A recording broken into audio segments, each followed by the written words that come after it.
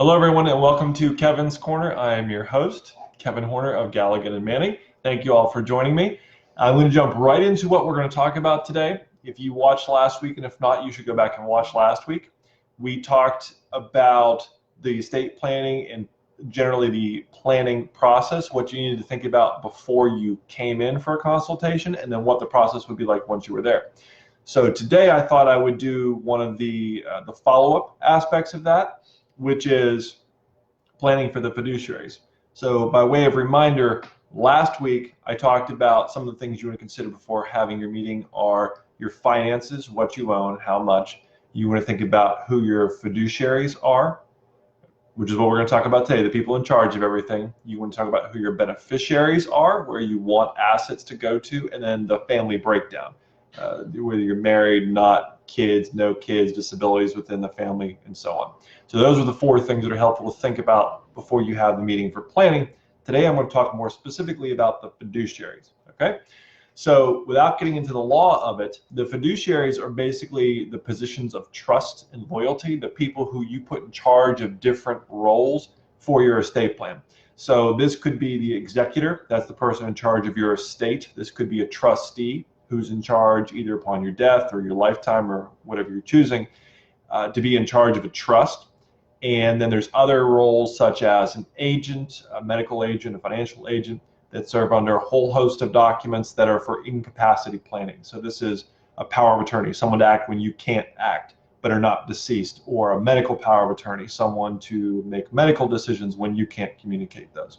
So that's generally what I mean when I say fiduciaries. It's all those roles for both planning to put in charge after your passing and during your lifetime when you can't do it yourself, okay?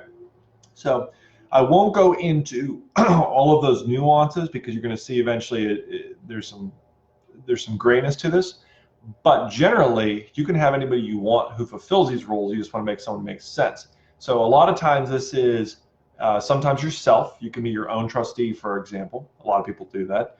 It could be a spouse. It frequently is a spouse, as an executor, as an agent, certainly to make, to operate the finances when one spouse can't. A lot of times it's adult children. It could be parents or siblings. It's very common. A lot of times it's very good friends, or at least when it's financial roles, sometimes it is a professional trustee or a professional executor, someone who is like a bank who actually operates those kinds of roles for you because of either complexity. They're very sophisticated at what they do. They just give you a peace of mind quality, and that's why you pick them. So that's sort of the universe of options, pretty much anybody in your sphere or even a professional for it. So then the crux becomes, how do you decide who to fulfill these roles? Now, I'm going to get into it, and like all of these talks, it's going to be a 4-numbered list because clearly I cannot count to 5. But it's important to remember this is what they call in the law a factoring type of a test, meaning this is not, it has to be 1, 2, 3, and 4. The person doesn't cut it. These are some of the qualities, and then it's a pro and con. You weigh what they're good at, what they're not good at, and you just pick someone you're comfortable with. So first and foremost, and this is probably the one that you really, I won't even count this as 4. This is just right off the bat. It has to be somebody you trust. If you can't say you trust the person, then they're pretty much out. If you can't trust them to act in your best interest, let alone well, then they're out. So just exclude them off the top. So then beyond that, what are you looking for? You're looking at, for first, someone who is good at record keeping and financial management. Now, obviously, this doesn't apply in all of those fiduciary roles. The person making the medical decision does not have to have an MBA or a CPA or anything like that, clearly.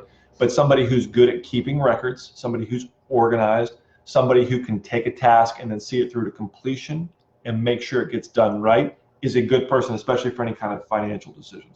Because that person might have to keep track of your finances like you do. You might have to file their tax returns, your tax returns for you, and so on. So you want somebody you can trust with that kind of responsibility, who's good with money, who's not going to make any rash decisions and things like that.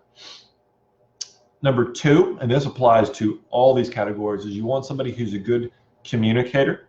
You want somebody who can diffuse situations. And what I mean by that is it could be somebody who's just good in relationships with, say, other siblings. If you pick an adult child to be the agent or the medical agent, it might be somebody who just needs to be clear about what you want, and then can explain all of that to the rest of the family to diffuse any difficulties and just make sure that everyone understands what's happening and they can resolve issues. They can get along with the beneficiaries, they can get along with maybe the more difficult members of the family, and basically just help see things through well because they can communicate about what's happening.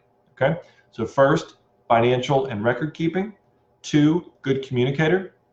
Number 3 is one that people often think about, it may or may not matter, is proximity, how close they are to you. And this is a really good example of why this is a factoring test.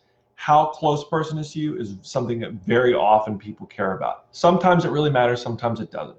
So say, for example, if you're going to pick an executor in Texas, person in charge of your estate plan, depending on which county you're in, they may or may not have to appear in probate court personally to actually see through that will. That's a consideration for that person. By that same token, in today's day and age, if they're your agent handling your finances for you, they can do that from virtually anywhere thanks to the internet. And then by that same token again, let's say it's a medical agent. That might be somebody who you want to go to doctor's appointments with you, who is involved in those conversations to explain things to you, to keep them up to speed. Proximity is obviously very important in that. So the proximity is an issue depending on which of these roles you want them to fulfill. May be very important, maybe not so much. And then finally, and this one's a little bit hard to articulate, but it's very important, is someone who will do what you want, who will follow your wishes. And I say that specifically because sometimes people who are very good with money, or maybe I say a type A personality, are very paternalistic, and they'll maybe do a very good job, but maybe not what you want them to do. And that's important to think about. If you have something very specifically that you want your fiduciary to do, you really want it done this way with your executor, you know exactly what you want. And if you have to have a difficult conversation with the doctor, you want to make sure that person is someone who will follow through on what you want and not just do what they call substituted judgment, what they'll do what they want.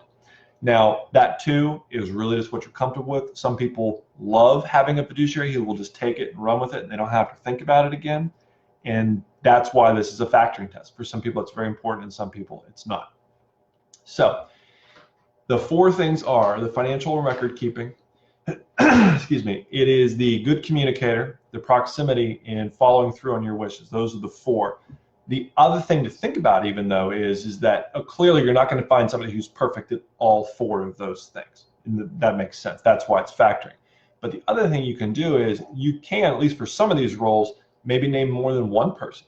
It doesn't necessarily have to be one. That's usually a better idea, I think, but it can be done with co in some cases. Or maybe use a corporate trustee to get really good at certain things, and then you have the family do others. Or quite frankly, a lot of cases now in the law, there's the ability for your fiduciaries to delegate authority. So if maybe they're too far away and there's something that needs to be done here locally, they can delegate that authority, but still stay as your agent. So the point to all of this is, as you can see, there's a lot to think about, and there's no perfect answer as who's going to fulfill these roles. But if you look in that close family circle, if you look at friends and consider professionals and look for those 4 qualities, the record keeping and the finances, look at the proximity, look at the communication, and look at following through on your wishes, then you can hopefully come in with a really good plan of who the fiduciaries are, discuss it with your attorney, and then come up with a good final plan to see through your estate plan exactly how you'd want it to be. So I said a lot in a short amount of time. So by all means, if anyone has any questions, you can send in a comment either to this video or you can email us. This is something that we've actually done talks on and presentations on. We did it, I think, back in April in a presentation. We'll undoubtedly do again where we go through a much fuller explanation of this issue. So you can go to our website, galliganmanning.com, for information about events like that. So you can hopefully see an upcoming presentation. And I think with that, I'll just say all thank you. I hope you all have a good rest of the week, and I will see you again next Thursday at noon for Kevin's Corner.